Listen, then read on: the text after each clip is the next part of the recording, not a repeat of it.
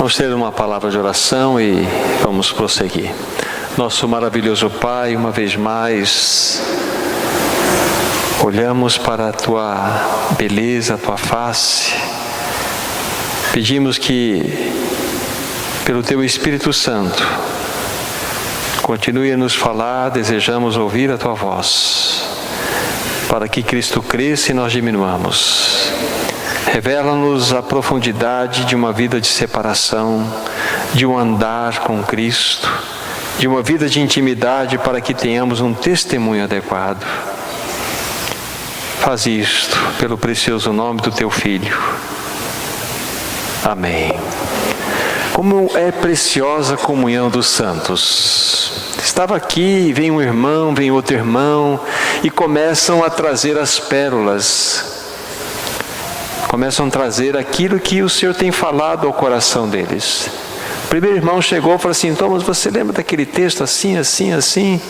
E o texto é este, capítulo 4 de Atos dos Apóstolos. Atos dos Apóstolos, capítulo 4. É aquele momento quando Pedro e João, eles estão presos, mediante um testemunho que davam. Eles foram levados diante de 71 membros do Sinédrio, que era a composição deste Sinédrio. E lá eles foram interrogados, foram pressionados. Mas chega no versículo 13, e esse é o ponto, diz assim: ao verem a intrepidez de Pedro e João, sabendo que eram homens iletrados e incultos, admiraram-se e reconheceram que haviam eles estado com Jesus. Aqui está. Lembra-se de Moisés? Ele estava na presença de Deus e o rosto brilhou. E aqui encontram-se dois outros irmãos, e até de maneira proposital, iletrados e incultos, mas só que eles estavam com Jesus. Aqui está a história de dois homens separados, que andavam com o Senhor, desfrutavam de uma intimidade e que tinham vida. Não é maravilhoso isto? Aí chega um outro irmão e fala: mas Thomas, sem saber que o outro estava aqui já falando, Mas José ele foi enviado para o mundo, mas nunca se contaminou naquele mundo. José se tornou um instrumento de Deus acima do mandatário naquele período de Faraó. Um homem separado de Deus, um homem que fez a diferença, ainda que estivesse no Egito, foi responsável exatamente para que o próprio povo de Deus fosse sustentado por um tempo. Mas ele vai mais longe, esse irmão, ele fala assim: mas e Moisés? Aí vai lá em Hebreus capítulo 11, por favor. Capítulo 11. Então tem toda aquela descrição, a partir do versículo 23, daqueles irmãos que viveram uma vida de fé, de dependência do Senhor, contemplando por fé aquilo que viria a acontecer no futuro. E Moisés dá o seu testemunho aqui. Capítulo 11 de Hebreus, versículo 24. Pela fé Moisés, quando já homem foi feito, recusou ser chamado filho da filha de Faraó, preferindo ser maltratado junto com o povo de Deus, a usufruir os prazeres transitórios do pecado, porquanto considerou o opróbrio de Cristo por maiores riquezas do que os tesouros do Egito, porque contemplava o galardão. Veja como as Escrituras, irmãos e irmãs, tem testemunhos de homens que estavam no mundo, mas não pertenciam ao mundo. Não é maravilhoso isto? Então aqui está, e nós, igreja do Senhor, fomos chamados da mesma forma como Moisés, como aqueles, vamos colocar ainda aqui, estamos colocando pessoalmente os dois iletrados, João e Pedro. Ali estava a igreja, mas corporativamente falando hoje, somos chamados para testemunhar mas nós devemos estar com Jesus. Então nós temos esse exemplo. Aí sobe um outro exemplo no meu coração, que é a própria vida de Daniel. Lembra-se de Daniel na Babilônia? Ele vai na Babilônia e ele não se contamina com as iguarias do rei. Ele não se deixa ser cativado pelos prazeres babilônicos. Um jovem, aí a palavra para os jovens, um jovem que estava longe de Jerusalém. Jerusalém havia sido destruída. Acabou o testemunho. Acabou? Não, mas tinha uma chama acesa no coração de Daniel e dos seus 3 companheiros, Sadraque, Mesaque e Abdenego, os nomes babilônicos para eles, que se mantiveram fiéis, não se contaminaram. E aí nós temos o testemunho de Daniel. Viveu dentro de uma realidade babilônica, vamos dizer assim, do mundo, sem serem do mundo. Isto significa a vida de separação, de um andar com Deus. Lembra-se, Daniel sempre orava 3 vezes ao dia ao Senhor. Vida de andar com Deus, que gerava uma intimidade, que promovia o quê? Uma vida de testemunho. É para isso que nós fomos chamados, queridos irmãos e irmãs, para uma vida de testemunho. E o que nós vamos fazer nesse segundo período? Continuamos falando sobre essa questão da vida de separação, porque o inimigo irá se levantar violentamente com relação a isto. Ele não quer que nós sejamos testemunhas. Ele não quer que nós vivamos uma vida de separação. Então ele vai usar de todos os artifícios possíveis para nos envolver nos tentáculos desse mundo. E para tanto, o que nós vamos fazer nesse período? Nós vamos olhar a história do povo hebreu enquanto cativo, logo naqueles momentos que estavam bem perto da libertação do povo. E qual foi a reação de Faraó quando então Deus, no seu coração, disse: eu vou tirar esse povo dessa realidade de cativeiro. Então vamos ver alguns textos e vamos especificamente olhar para 5 táticas que Faraó usou ou buscou usar para impedir que o povo de Deus saísse do Egito. Então Satanás vai usar de táticas para que nós fiquemos aprisionados, acorrentados a este mundo. E nós vamos ver quais são estas táticas. Vamos pegar primeiramente o texto de Êxodo, capítulo 3, e vamos primeiramente ver quando Deus vai a Moisés naquela sarça ardente e expõe a Moisés qual era o desejo do seu coração em relação ao seu povo. Então tem todo aquele momento, que o Senhor se apresenta naquela sarça que não se queimava, não se consumia, e chegou num determinado momento, capítulo 3, versículo 7, veja o que o Senhor disse para Moisés. Disse ainda o Senhor: certamente vi a aflição do meu povo que está no Egito, e ouvi o seu clamor por causa dos seus exatores. Conheço-lhe o sofrimento, e por isso desci, a fim de livrá-lo da mão dos egípcios, para fazê-lo subir para aquela terra, a uma terra boa e ampla, terra que mana leite e mel, que é o lugar do cananeu, do eteu, do amorreu, do ferezeu, do heveu e também do jebuseu. Pois o clamor dos filhos de Israel chegou até mim, e também vejo a opressão que os egípcios os estão oprimindo. E ele vai falar assim: vai, pois eu te enviarei a Faraó, para que tires o meu povo de lá. Então aqui está o primeiro cenário que eu quero deixar levantado diante dos irmãos. esse cenário. Deus viu a aflição do seu povo e falou: eu vou libertar o meu povo. Eu vou libertar o meu povo. E é interessante, surgem muitas perguntas, né? Por que ele já não libertou de uma maneira mais miraculosa, gerando algumas situações de poder, vamos dizer assim, clássicos, né, que são evidentes para tirar o seu povo?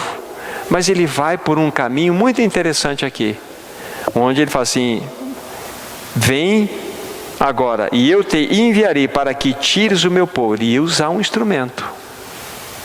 Moisés tinha que estar completamente consagrado nas mãos de Deus, para que Deus, através de Moisés, livrasse o seu povo daquela situação. Aí nós avançamos um pouco na história, entra no capítulo 5, já naquela condição de Moisés e Arão, indo na presença de Faraó.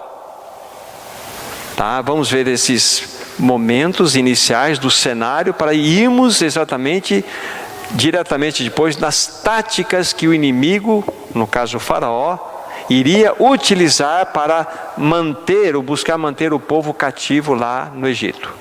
Capítulo 5, versículos 1 a 3. Depois foram então Moisés e Arão e disseram a Faraó: assim diz o Senhor, Deus de Israel: deixa meu povo ir, para que me celebre festa no deserto. Respondeu Faraó: quem é o Senhor para que eu lhe ouça a voz e deixe ir Israel? Não conheço o Senhor, nem tampouco deixarei ir Israel. Eles prosseguiram: o Deus dos hebreus nos encontrou, deixa-nos ir, pois caminho de 3 dias ao deserto, para que ofereçamos sacrifícios ao Senhor nosso Deus, e não venha Ele sobre nós com pestilência ou com espada.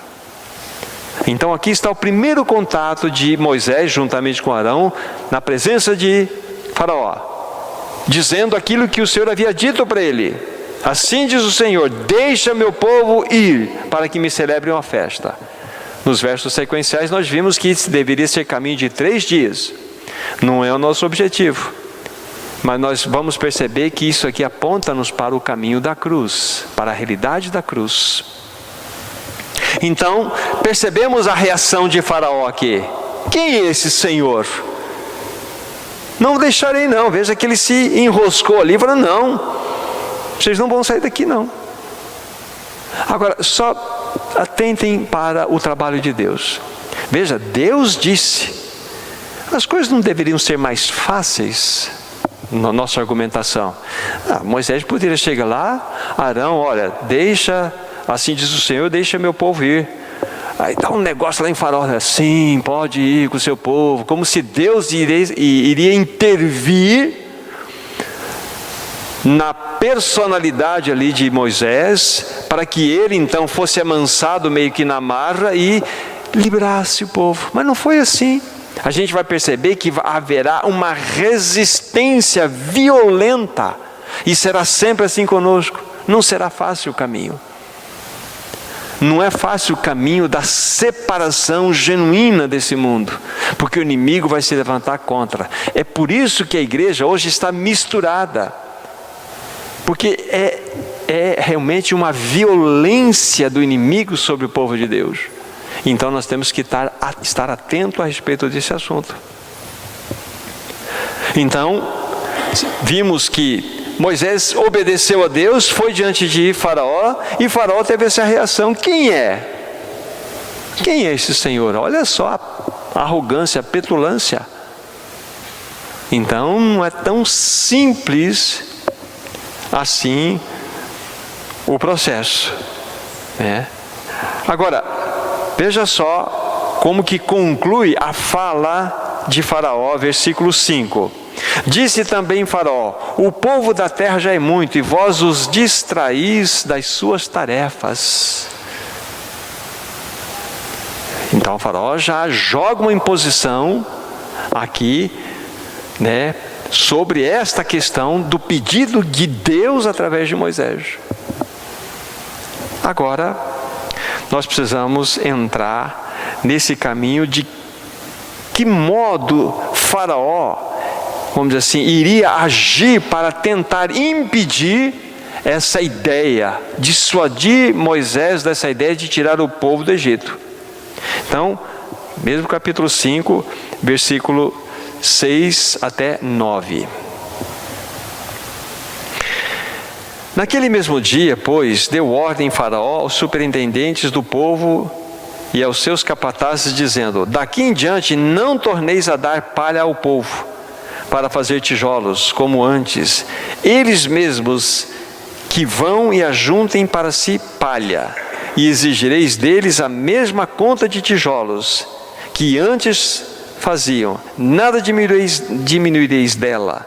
Então estão ociosos, é por isso que clamam: vamos, sacrifiquemos ao nosso Deus. Agrave-se o serviço sobre esses homens, para que neles se apliquem e não deem ouvidos às palavras mentirosas. Aqui está a primeira estratégia, a primeira tática de Satanás para manter a pessoa escravizada no mundo é agravar o serviço. Isso fala-nos do quê? O meu nome é trabalho.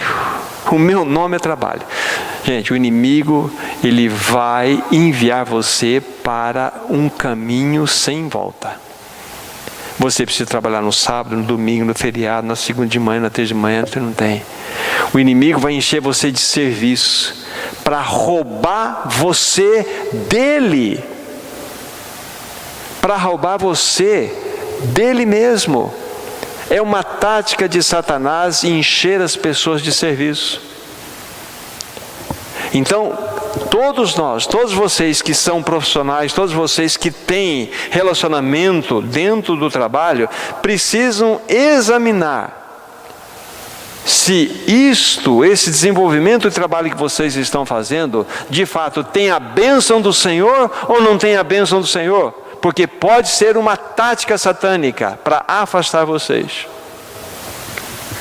Deixe-me dizer uma maneira de vocês identificarem quando algo tem vindo ou não tem vindo do Senhor. Talvez uma ou outra situação já ouvidas por muitos, mas tudo aquilo, estou falando do trabalho, que vai roubar você de uma comunhão pessoal com o Senhor através da leitura da palavra, você tem que pesar. Se estiver roubando você de uma comunhão de oração adequada diante do Senhor, você tem que pesar na balança se isso procede de Deus. Agora, outra situação, está roubando você do contexto familiar? Pese na situação. Uma outra situação, está roubando você do contexto de comunhão com os santos? O reunir, pese esta situação diante de Deus. Pese. Se estiver cativando o meu coração, de tal forma que estas prioridades são roubadas, isto é uma tática de Satanás. E ele vai atacar através do descontentamento sobre nossa vida. Porque nós somos aquele como a sanguessuga. Dá. Nós queremos mais, nós queremos mais. Nós somos insatisfeitos. Então, está roubando da palavra, está roubando da vida de oração, está roubando de fato de uma vida de uma comunhão adequada no lar, está roubando de uma vida de comunhão entre os irmãos? Pese. Pode ser uma tática do inimigo sobre a sua vida. O trabalho que o inimigo pode trazer em excesso para você, na realidade é uma distração, para que você não leve a sério o que significa separação, andar, intimidade e testemunho. Então cada um de nós pese isso diante de Deus. Nós não podemos violentar as prioridades da nossa vida, da nossa jornada. O inimigo é astuto, é uma tática satânica. Deixe-me dar aqui alguns textos para todos nós, que são textos que falam de promessas. Promessas para o povo de Deus. Provérbios capítulo 3. Provérbios capítulo 3.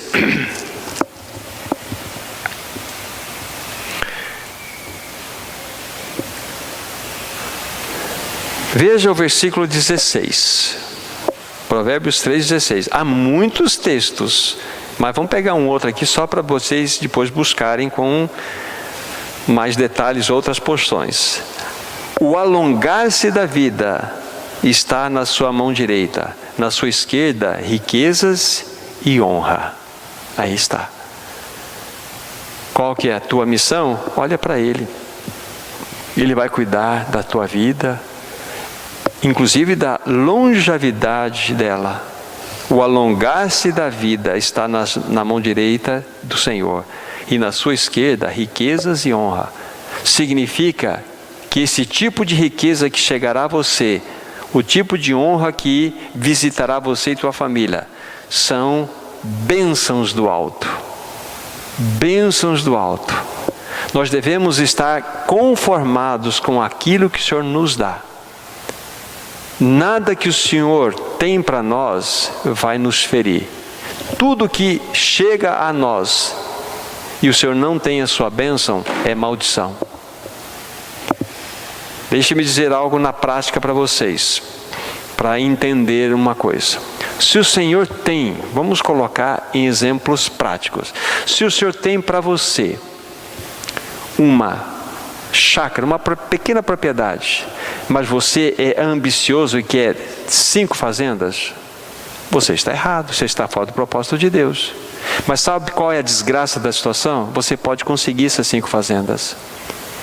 Só que essas 5 fazendas vão destruir você, vão destruir o teu testemunho, destruir a tua vida, inclusive pode ser até familiar, porque você vai se dedicar ao mamon. É a tática de Satanás. Agora, vamos ao contrário. Deus tem para você 5 fazendas. E você, naquela falsa humildade, fala assim: não, Senhor, eu me contento só com uma chacrinha. Tá bom, eu não quero mais. Você está errado do mesmo jeito. Porque você está fora do propósito de Deus. Porque se Deus tem para você 5 fazendas, 5 propriedades, Ele lhe dará graça e capacitação, e essas situações não violentarão aqueles princípios fundamentais. Então, dizendo isso, o que eu quero expor para os irmãos: o melhor lugar desse universo é o centro da vontade de Deus. Senhor, o que o Senhor tem para mim? Não dê nem mais a mim, nem menos, para que tendo muito não venha te negar, e tendo pouco eu venha te amaldiçoar. Me dê o contentamento. Me dê o contentamento. Temos assim uma história prática lá de um irmão muito querido. Estou falando isso aqui, mas ele já expôs essa situação, não há problema. Um irmão muito querido. E ele, o irmão que tinha, de certa forma, tem uma posição adequada na sua vida, não tem necessidade alguma. Não, eu vou mudar daqui, eu tenho que ganhar mais, porque eu tenho que pensar na minha filha, eu tenho que pensar eu vou mudar, eu tenho que pensar mais. E essa era a tônica. Ficou 2 semanas fora, voltou. Ele viu, irmãos, eu vi que todos os irmãos já tinham falado: irmão, não é por aí, mas ele, graças a Deus, ele foi, se arrependeu e voltou, porque o alvo dele estava errado. Agora o Senhor é tão bom, é tão misericordioso, que o Senhor foi com ele, lógico, e lá naquele lugarzinho onde ele achava que seria o oásis para ele, o Senhor falou assim: agora você me entende, meu filho? Vamos voltar agora? Eu estou com você aqui, vamos voltar agora? Ele falou assim: vamos, Senhor. Ou seja, o Senhor, Ele vai estar conosco, mesmo nas nossas decisões equivocadas. Mas a bênção é que ele ouviu e voltou. Então, cuidado com essa situação, porque o inimigo, ele vai fazer você caçar palha. Ele quer que a gente busque palha para fazer tijolo, e nós nunca vamos ter o suficiente. Aqui está então um primeiro texto que fala de uma promessa. Nesse mesmo livro, Provérbios, que estamos, capítulo 11, versículo 28. Olha só: quem confia nas suas riquezas cairá, mas os justos reverdecerão como a folhagem. 11:28, que texto precioso. Quem confia nas suas riquezas cairá. Nunca coloquemos o nosso coração em absolutamente nada que não seja o Senhor. E aí por aí vai, nós temos tantos outros textos que nos mostram as promessas do Senhor. Então voltem lá para Êxodo, por favor, nós estamos no capítulo 5. Então a primeira grande tática do inimigo, que foi aqui vista, em Faraó, para manter o povo cativo, seguro no mundo, é enchê-lo de atividade. Então considere a sua atividade naqueles princípios aqui colocados para vocês. A segunda tática, Êxodo capítulo 8. Êxodo capítulo 8. Então aqui nós já temos o seguinte quadro. Então lembre-se que 10 pragas iriam ser lançadas sobre o Egito, como um juízo de Deus sobre aquela terra, sobre Faraó, sobre o inimigo. E no capítulo 8, no versículo 25 a 27, que já nos encontramos dentro dessa realidade na quarta praga enviada. Então Moisés e Arão vão novamente na presença de Faraó. Aí nós temos o seguinte diálogo, 25 a 27. Êxodo 8. Chamou o Faraó a Moisés e a Arão e disse: Ide, ofereceis sacrifícios ao vosso Deus nessa terra. Respondeu Moisés: Não convém que façamos assim, porque ofereceríamos ao Senhor, ao nosso Deus, sacrifícios abomináveis aos egípcios? Eis que, se oferecermos tais sacrifícios perante seus olhos, não nos apedrejarão? Temos de ir caminho de 3 dias ao deserto e ofereceremos sacrifícios ao Senhor nosso Deus, como Ele nos disser. Então veja só qual foi a segunda tática de Faraó, versículo 25 de modo específico: oferecei sacrifícios ao vosso Deus nesta terra. Olha só, o caminho de 3 dias, lembra-se, sempre nos aponta para a cruz. Jonas esteve 3 dias e 3 noites no ventre do grande peixe. Isso fala-nos da morte e ressurreição de Cristo. Então fala-nos da cruz. É impossível a igreja experimentar uma vida de separação, de um andar adequado, de uma intimidade adequada, de um testemunho, se não for pelo caminho da cruz. Ou seja, qual é a tática aqui? Oferecer sacrifícios nessa terra. Ou seja, para a nossa realidade, uma igreja mundana. Ofereça sacrifícios nessa terra. Ou seja, uma igreja completamente misturada, onde a cruz não opera. Onde, quando nós olhamos em geral para o povo de Deus, quantos destes que fazem parte desse povo de Deus estão contaminados e oferecendo sacrifícios a Deus, ou achando que oferece sacrifícios a Deus no mundo? Não há possibilidade de nós sermos aceitos por Deus se não for caminho de 3 dias. Então, qual é o ataque de Satanás para a igreja? Não, tudo bem, vocês podem cantar, vocês podem louvar, é como lá na Babilônia. Podem ler a Torá, podem celebrar, podem se reunir à vontade, mas não podem sacrificar. Tudo funcionava bem nas reuniões dos judeus lá na Babilônia. Tudo funcionava muito bem. As sinagogas surgiram na Babilônia. Eles se reuniam, tinham liberdade de culto, poderiam fazer isso, fazer aquilo, só que não podiam sacrificar. É assim que o inimigo quer fazer com a igreja.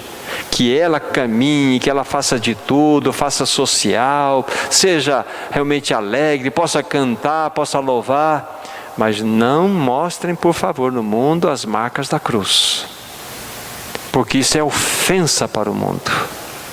Essa é a igreja mundana, a igreja sem cruz. Então essa é a segunda tática, e nós devemos estar apercebidos desse terrível ataque. É o texto, talvez o primeiro texto que nós lemos aqui, Sai do meio dela, povo, e eu vos receberei. Separai-vos, 2 Coríntios 6, 17 e 18, né? Nós não podemos, queridos irmãos, ter uma vida dupla. Como há pouco nós dissemos na primeira reunião, nós devemos ter uma vida de coerência. E a vida de coerência é: eu professo Cristo e este crucificado, que a cruz de fato opera em mim, que isto que eu confesso possa ser visto lá fora pelas pessoas. Então a igreja, de modo geral, foi chamada para esta realidade. Nesse mesmo capítulo 8, bem perto aí onde nós fizemos a leitura, nós temos a terceira tática que Faraó buscou utilizar para manter prisioneiros ali o povo de Israel no Egito. É o verso 28. Então disse Faraó: deixar-vos-ei ir, para que ofereçais sacrifício ao Senhor vosso Deus no deserto, somente que saindo não vades muito longe. Ele até falou: e orai por mim, olha só. Não vades muito longe. Vocês não saiam numa área onde vocês vão perder o sinal do Wi-Fi do Egito. Vocês não podem. Nós queremos um contato aqui, uma ligação com vocês. Ou seja, já que vocês não vão oferecer aqui dentro, então dê uns passos. Vocês vão lá na quase cruz. Vocês vão pregar sobre a cruz, vocês vão falar sobre a cruz, mas vocês não vão viver a cruz. Vocês podem até comentar, vocês podem até falar, tem boas mensagens, mas não levem as pessoas a uma responsabilidade de uma vida diante da cruz. Irmãos, sem a operação da cruz em nós, na igreja, não há testemunho. Por isso que a separação é fundamental. Não ameis o mundo em hipótese alguma. Esse mundo sistema, esse mundo caído. Não ameis o mundo. E a única forma de nós experimentarmos isso é, dentro do contexto que estamos vendo, é por uma vida de separação. Não podemos nos conformar com este mundo. Hoje, infelizmente, o que acontece?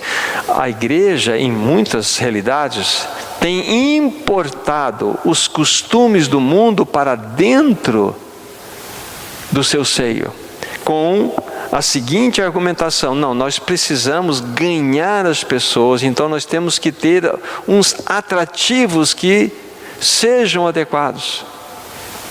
Nós temos que ter sons igual do mundo, músicas igual do mundo. Nós temos que ter alguns movimentos que nós temos até festa de carnaval cristã, para que nós possamos então ganharmos pessoas para Cristo. Ou seja, essa é uma mentalidade, na minha concepção, completamente equivocada. É a história. Lembre-se que nós tínhamos já citado o texto de Isaías 30, 31. Ai daqueles que descem ao Egito buscando socorro. É mais ou menos assim. Eu sou dentro dessa figura, né? Egito sendo o mundo, eu um israelita. O israelita, para que ele ganhe o egípcio para se tornar israelita, então o israelita se veste de egípcio. Olha a loucura. Os costumes do egípcio, vai lá dentro do Egito, salva um egípcio para que ele se torne um israelita. É uma coisa muito confusa dentro dessa metáfora. Como que um santo pode ter as vestimentas, né? Entenda a maneira de colocar aqui, mundanas, para que tire o mundano da sua vida de mundo? É muito confuso. Não, nós devemos ser pessoas separadas. As pessoas precisam ver em nós uma vida diferente. Uma vida diferente. Uma vida diferente. Essa é a questão. E nesse terceiro ataque, nessa terceira tática, né? Não vades muito longe. Anda um pouquinho. Você pode até anunciar, pode até falar, mas não fale que esta mensagem que você está ouvindo deve ser aplicada lá fora. Não. A mensagem é clara. Nós fomos separados diante do Senhor. Daqueles exemplos que nós demos aqui, né, que os irmãos falaram, o exemplo de Moisés, o exemplo de Daniel, de João e também de Pedro, foi citado também José, né? Tem um negativo, que é um que está, quero que vocês vejam, em 2 Pedro, olha só, um testemunho negativo de vida testemunhal mesmo. 2 Pedro, estou chegando aqui, capítulo 2, versículos 6 a 8. E reduzindo as cinzas as cidades de Sodoma e Gomorra, ordenou-as à ruína completa, tendo-as posto como exemplo a quantos venham viver impiamente. E livrou o justo Ló, afligido pelo procedimento libertino daqueles insubordinados. Porque este justo, pelo que via e ouvia, quando habitava entre eles, atormentava sua alma justa a cada dia por causa das obras iníquas deles. Irmãos, isso aqui é muito interessante. Lembre-se que Ló escolheu ir para as campinas do Jordão, Sodoma e Gomorra. Foi uma escolha dele. E a Bíblia atribui ele aqui como um homem justo. Mas um homem justo completamente impotente no seu testemunho. Ele via, sofria, mas não tinha força alguma. Então nós devemos entender que há sim pessoas que são regeneradas, elas foram justificadas, mas não têm uma vida de testemunho. É a vida de Ló. Deus nos livre de ser como Ló. Considerados justos, mas completamente impotentes, porque ele vivia no meio deles. Ele não deveria, porque se verdadeiramente ele expusesse seu testemunho, ou ele seria morto, ou ele seria expulso, alguma coisa aconteceria. Mas ele vivia uma vida no meio daqueles devassos. Ele era justo diante de Deus, mas ele não tinha uma vida separada claramente de um andar, de uma intimidade, de um testemunho de vida. E isso é uma lição para nós. Uma lição clara que eu pego para a minha própria vida. Voltemos para Êxodo, né? Vamos para a outra tática, a quarta tática de Satanás contra o povo de Israel. Êxodo capítulo 10. Êxodo capítulo 10, versículos 10 e 11. Nós estamos já dentro daquelas pragas que estavam sendo lançadas como juízo contra Faraó na 8ª praga. Êxodo 10, 10 e 11. Diz assim: replicou-lhes Faraó: seja o Senhor convosco, caso eu vos deixe ir as crianças. Vede, pois, tendes conosco más intenções. Não há de ser assim. Ide somente vós, os homens, e servi ao Senhor, pois isto é o que pedistes. E expulsaram da presença de Faraó. Olha só o que ele estava tentando aqui. Faraó vai diante dele e fala: seja o Senhor convosco, caso eu vos deixe ir e as crianças. Vede, pois isto, pois tendes convosco más intenções. O que ele queria fazer? Ide somente vós. Ou seja, quantos dos nossos filhos podem estar se perdendo, podem se perder? Por quê? Porque nós estamos deixando-os à mercê do Egito, à mercê de Faraó. E nós devemos tomar muito cuidado com as orientações dos nossos filhos hoje, gente. O inimigo é muito ardil. Eu não sou contra mídia, contra celular, mas tome muito cuidado com isto. Muito cuidado. É uma das armas mais poderosas que Satanás tem nas mãos hoje, chama-se celular, que traz o mundo aos pés de uma criança. Então vocês precisam, com muita graça, com muito cuidado, administrar isto, porque o mundo vai entrando com uma facilidade dentro da criança que vocês não conseguem imaginar. Ou seja, os pais estão servindo ao Senhor, indo no reunir, fazendo isso, fazendo aquilo, e para que os seus filhos fiquem calmos, eles dão um anestésico satânico nas mãos deles. Celular. Por favor, tomem cuidado com isto. Não me vejo como legalista, mas vejam como alguém que está vendo e assistindo a coisa acontecer. As crianças vão sendo roubadas e Satanás quer negociar isto. Satanás quer negociar isto. Ide somente vós. É o ataque à família. Então Satanás ele vai lutar na questão da igreja, porque ele quer atacar a família também. Então nós devemos estar muito atentos com relação a isso. É responsabilidade dos pais cuidar dos seus filhos, ensinar os seus filhos. Os irmãos do reunir daquela localidade dão um apoio àquela criança, aquelas crianças, num momento de 1 hora. Mas os pais durante a semana devem investir, anunciando a palavra, anunciando o amor do Senhor, tocando o coração delas, conversando com elas, tendo comunhão, porque se você não fizer isto, o mundo vai fazer e vai fazer direitinho. Vai fazer. E quando menos você espera, a criança escapa das suas mãos. Chega numa idade que a gente perde completamente o domínio e o controle. E você não sabe por quê. Começou lá atrás. Lá atrás. É um plantio.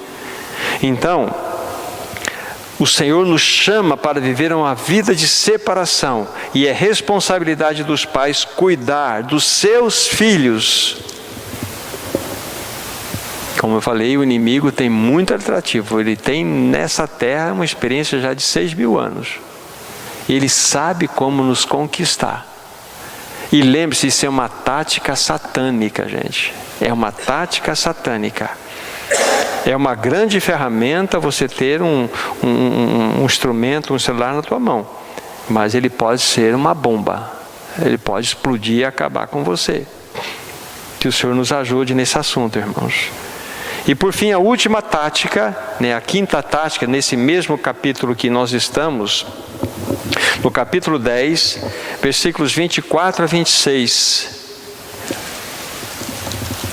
Êxodo 10, 24 a 26. Então o faraó chamou, já estaríamos então na 9ª praga, que foram as trevas lançadas sobre o Egito. Então o faraó chamou Moisés e lhe disse: Ide, servi ao Senhor, fiquem somente os vossos rebanhos e o vosso gado, e as vossas crianças irão também convosco. Já cedeu aqui as crianças. Respondeu Moisés: Também tu nos tem de dar as nossas mãos sacrifícios e holocaustos que ofereçamos ao Senhor nosso Deus.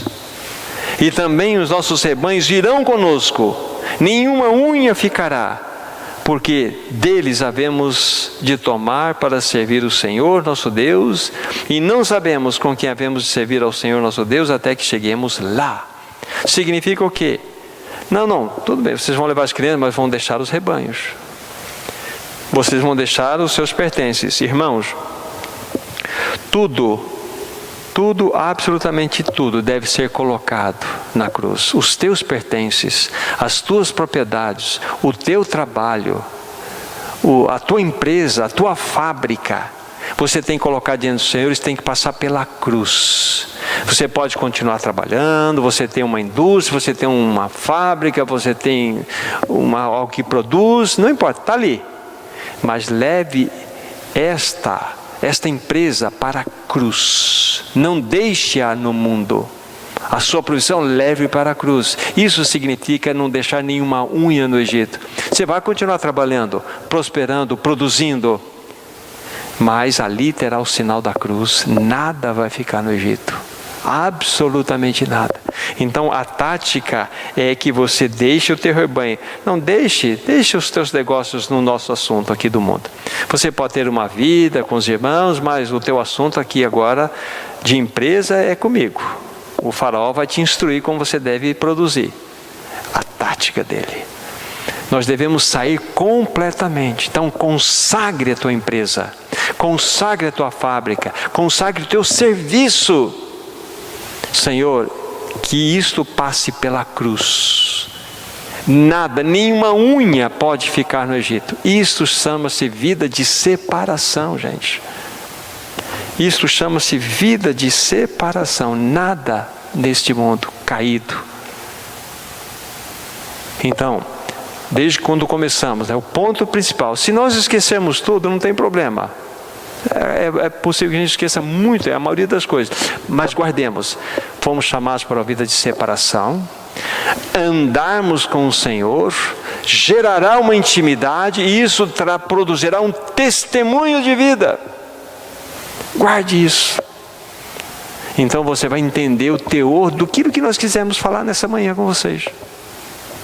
Para que nós sejamos guardados, irmãos, e tenhamos uma vida que honre o nome do nosso amado Senhor Jesus. Não ameis o mundo nem as coisas que há no mundo. Irmãos, fomos separados, fomos libertos, que nós possamos experimentar de modo real, de modo pleno, esta separação, e que as pessoas possam ver em nós que estamos vivendo essa vida de separação de fato. A Ele toda a glória, honra, poder e majestade. Maravilhoso Pai, entregamos nas Tuas mãos mais esse momento, tudo aquilo que do Senhor veio, que os nossos corações possam receber com fé, que vivamos uma vida de separação, Senhor, uma vida de andar contigo, uma vida de intimidade, para que nós possamos produzir um testemunho a tal ponto que as pessoas sejam impactadas pelo nosso estilo de vida, pelos nossos valores, pelas nossas escolhas. Abençoe a Tua palavra em nossos corações. Em nome de Jesus. Amém.